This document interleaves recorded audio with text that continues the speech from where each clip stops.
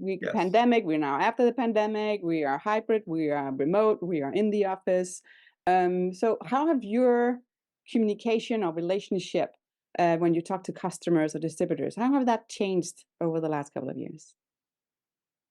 So I guess when I started as a well, I guess this could go for as I started as an outside salesperson. This could go for a distributor or and a rep. Really, you Yeah. kind of had your Monday and Friday. Those were your office days, and those were when we would do training calls and follow ups and get all your notes enter digitally if you're still taking Yeah. notes on pen and paper. Those were your catch up days, and then hey, you're expected to travel Tuesday, Wednesday, Thursday. Yeah. And um, yeah, COVID kind of threw a wrench into all of that where your customers might be in on Monday, Wednesday, Friday, Yeah. or Thursday, Friday, or something like that. So you have to adapt to when they're willing to see you.